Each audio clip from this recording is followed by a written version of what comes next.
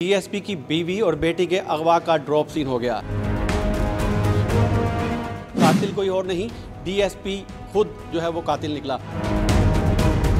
DSP काना जो कि उस्मान हैदर था, उसने खुद ही रिपोर्ट किया कि जी मेरी बीवी और मेरी बच्ची जो है वो गायब है।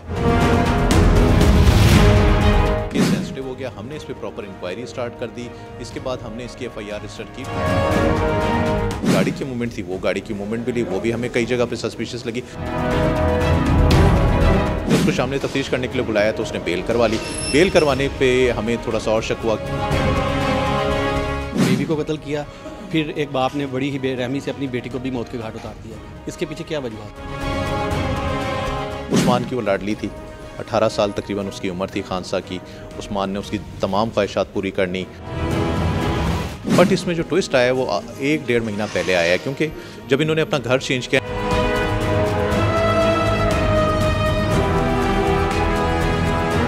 नाज़रीन, आज आपको बताएंगे कि लाहौर में डीएसपी की बीवी और बेटी के अगवा का ड्रॉप सीन हो गया। जी हाँ, दोनों को कत्ल किया गया। कातिल कोई और नहीं, डीएसपी खुद जो है वो कातिल निकला। मुलजिम को गिरफ्तार कर लिया गया है। ये सारा मामला है क्या, सितंबर के महीने में जो है वो दोनों माँ बेटी जो हैं वो लापता हुई और इसके अगवा का मुकदमा अक्टूबर में, यानी कि 18 अक्टूबर 10वें महीने में जो है वो थाना बरकी में दर्ज करवाया गया। उसके बाद जो मुगवी है डीएसपी की बीवी, उसकी वालदा और बहन जो है वो मंजर-ए-आम पर आई, जिनकी तरफ से संगीन इल्ज़ामात जो हैं वो डीएसपी पर लगाए गए। फिर पुलिस ने तफ्तीश की और सारा मामला अब खुलकर सामने आ चुका है। ये सारा मामला है क्या, इसके पीछे वजूहात क्या हैं, डीएसपी को किस तरह से गिरफ्तार किया गया और उसने अपनी बीवी और अपनी बेटी के खून से हाथ क्यों और कैसे रंगे, इस सवाल से बात करने के लिए एसएसपी इन्वेस्टिगेशन मोहम्मद नवीद हमारे साथ मौजूद हैं। इनसे बात करेंगे और इनसे पूछेंगे कि नवीद साहब, ये सारा मामला है क्या, कैसे कत्ल किया गया और किस तरह से ट्रेस किया गया? वसीम भाई, ये इंतहाई एक सेंसिटिव केस था हमारे लिए। जिस दिन हमें रिपोर्ट हुआ थ्रू डीएसपी काना जो कि उस्मान हैदर था, उसने खुद ही रिपोर्ट किया कि जी मेरी बीवी और मेरी बच्ची जो है वो गायब है और वो अपने सारे इंपॉर्टेंट डॉक्यूमेंट्स लेकर, कुछ पैसे लेकर वो घर से चली गई है और मुझे शक है कि फ़लाँ जगह पर है।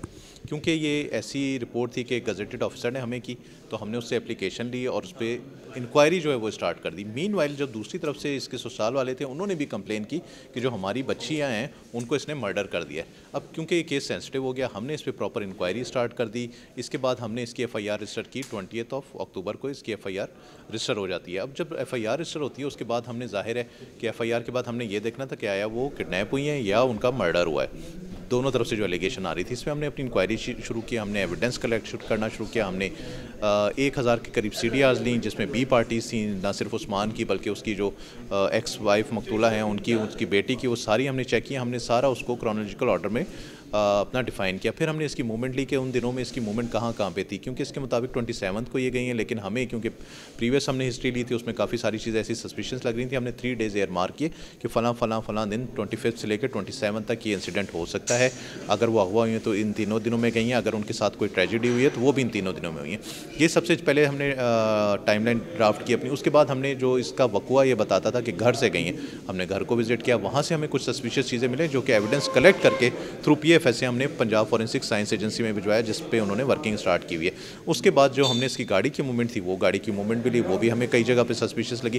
लिहाजा हमने गाड़ी को भी PFSA के पास भिजवाया, जिन्होंने इस पर वर्किंग स्टार्ट की और वहाँ से भी गाड़ी से काफ़ी सारा ऐसा मटीरियल मिला जो कि इस तरह का था जिसको ये डिनाई नहीं कर सकता था, रिफ्यूज़ नहीं कर सकता कि वो इससे रिलेटेड नहीं। फिर हमने उसकी DNA टेस्टिंग करवाई। मदर जो है मकतूला की, उनको इनवाइट किया, उन्होंने आके अपना DNA सैंपल दिया। फिर जो सैंपल्स यहाँ से मिले वो पेरेंटेज डिफाइन हुई और उसके बाद जो हमें डिफरेंट स्पॉट से, जैसे गाड़ी से जहाँ से ब्लड मिला हमें, वो भी हमने टेस्ट करवाया और उसको कंपैरिजन करवा रहे हैं। इस वक्त भी PFSA की टीम अपना उस पर काम करें। ये जब सारा कुछ हमारे पास कलेक्ट हो गया तो हमने ये ज़रूरी समझा कि उस्मान को भी शामिल तफ्तीश किया जाए। जब हमने उसको शामिल तफ्तीश करने के लिए बुलाया तो उसने बेल करवा ली। बेल करवाने पर हमें थोड़ा सा और शक हुआ कि इसको बेल कराने की ज़रूरत क्यों पड़ी, क्योंकि गजेटेड ऑफिसर है। अगर वो इनोसेंट है तो पुलिस के पास आके सरेंडर कर देता। लिहाजा उससे पहले एक और एफआईआर, एक और इंसिडेंट हुआ था जिस पे बरकी थाने में एफआईआर रजिस्टर थी। 506B की है, 354 की, 147, 148 की है।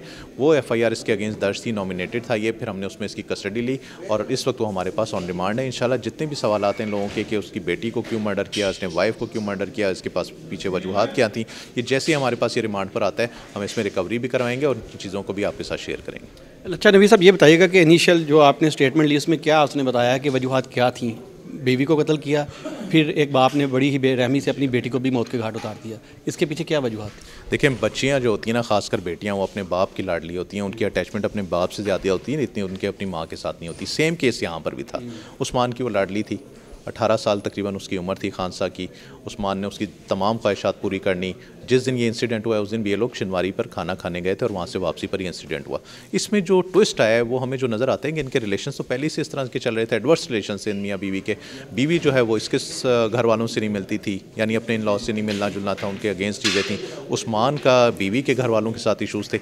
बट इसमें जो ट्विस्ट आया है वो 1-1.5 महीना पहले आया है, क्योंकि जब इन्होंने अपना घर चेंज किया, नए घर में रेंट पर गए, वहाँ पर इसकी बीवी की डिमांड थी कि कोई प्लॉट लेके दिया जाए। उस प्लॉट का इन्होंने टोकन किया। टोकन की डेट जिस दिन कैंसिल होती है तो उस्मान की जब उसके साथ बहस होती है, तकरार होती है, तो उसमें जो बेटी है वो भी अपना माँ का साथ देती है। लिहाजा हमें लगता है कि ये ऐसा पॉइंट बना, ऐसा टर्न आया कि जिसको उस्मान बर्दाश्त नहीं कर सका और उसने अपनी बीवी और बेटी दोनों को मर्डर किया। अच्छा नवीर साहब, ये भी बताइएगा, ये भी पता चला है कि जो मुलजिम हैं डीएसपी साहब, उन्होंने 2 शादियाँ कर रखी थी और जो पहली शादी जिसको मर्डर किया गया ये इनकी पसंद की शादी थी?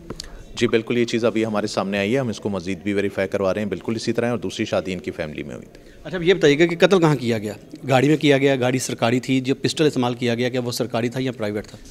ये इंतहाई हमारे लिए एक चैलेंजिंग चीज़ थी कि क्या इसने घर में मर्डर किया, इसने गाड़ी में मर्डर किया, इसने वहाँ पे मर्डर किया जहाँ डेड बॉडीज़ मिली हैं। मल्टीपल चीज़ें थी, हमने हर जगह से अपना एविडेंस कलेक्ट किया और इसमें जो ज़्यादा हमारा शक जा रहा है वो ये है कि इसने अपनी गाड़ी में मर्डर किया। गाड़ी सरकारी थी? जी हाँ, बिल्कुल सरकारी गाड़ी थी और ये उसी पर गए थे। अच्छा नवीर साहब, ये भी बताइएगा कि कत्ल करने के बाद लाशें कहाँ कहाँ फेंकी गईं और पुलिस ने क्या ये डेड बॉडीज़ जो हैं वो रिकवर कर ली? इन्होंने डेड बॉडीज़ डिस्पोज ऑफ की थी काना के इलाके सोए हासिल में, और दूसरी डेड बॉडी इन्होंने शेखुपुरा फिरोजुल्लाह में उस्मान ने जो डिस्पोज ऑफ की थी। अब ये डेड बॉडीज़ 3 दिन बाद पहले ही हमें डेड बॉडी मिलती है काना में, जो कि एक नाले में पड़ी हुई थी। वहाँ से इसको रिकवर किया गया, इसको हॉस्पिटल भिजवाया गया, जहाँ पे डॉक्टर्स ने सस्पिशियस डेथ समझते हुए इसकी 174 की कार्रवाई स्टार्ट की पुलिस की रिक्वेस्ट पर, और इसका पोस्टमार्टम किया, सैंपल्स लेके PFS से भेज दिए, जो अभी तक जिनके रिजल्ट आना अवेटेड हैं। लाइकवाइज जो दूसरी डेड बॉडी वकुए के 15 दिन बाद हमें फिरोज़वाला से मिलती है, और फिरोज़वाला पुलिस जो है वो भी सेम प्रोसीजर करती है, सस्पिशियस लगती है, 174 की प्रोसीडिंग्स होती हैं और उसमें भी PFSC की रिपोर्ट्स पेंडिंग है।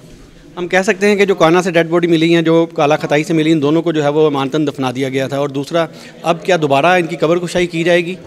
इसमें 2 चीज़ें देखें, मानतन ज़रूर हमने दफनाया क्योंकि प्रोसेस यही होता है। अब ख़ासकर ख़वातीन की डेड बॉडी को जल्दी दफना देते हैं, जो मेल्स होती हैं उनकी वो फिर भी मोर्चरी में रखी जाती हैं 15 दिन तक। इश्तिहार शुरू होगा, इसका भी दिया गया होगा, सब कुछ हुआ होगा। अब एक्सहुमेशन जो है लीगली जो है पुलिस को इस वक्त उसकी ज़रूरत नहीं है, बट अगर इनकी फैमिली कहती है कि हमने एक्सहुमेशन करके दें, डेड बॉडीज़ हमने अपने आबाई कब्रिस्तान में दफनानी है, तो उनकी रिक्वेस्ट को हम ज़रूर एंटरटेन करके जो मजिस्ट्रेट कंसर्न है वो उसमें अथोराइज्ड हैं कि वो एक्सहुमेशन अलाउ करते हैं या नहीं। अच्छा, अब हमारे देखने वालों को ये भी बताएगा कि इसमें टोटल मुकदमात कितने दर्ज हैं? जैसा कि आपने बताया कि 2 डेड बॉडीज़ अलग अलग शहरों से मिली, उनके अलग से मुकदमात दर्ज हैं। धमकियां देने का एक मुकदमा जिसमें आपने उनको अरेस्ट किया वो अलग से है। अगवा का मुकदमे में ये खुद मुद्दई थे। किस मुकदमे में इसको चलान किया जाएगा और किस तरह इस केस को आगे लेके जाया जाएगा कि एक सैंपल लोगों के लिए सेट की जाए? ये जो केस है इसमें एक ही FIR मेन रजिस्टर्ड है जो कि बरकी में है। इसके अलावा इसमें और कोई FIR दर्ज नहीं है। तमाम एविडेंस जो कलेक्ट होगा, क्योंकि वक़ुआ एक ही था, डिफरेंट जगह से इसका एविडेंस मिल रहा है, वो एविडेंस कलेक्ट होकर इसी केस में रिकंसाइल करके इसी फाइल को इंशाल्लाह मजबूत चालान के तौर पर हम अदालत में पेश करेंगे और इससे सज़ा दिलवाएंगे। बहुत शुक्रिया। SSP इन्वेस्टिगेशन मोहम्मद नवीद तफसील हमें बता रहे थे कि किस तरह इस कत्ल का ड्रॉप सीन हुआ।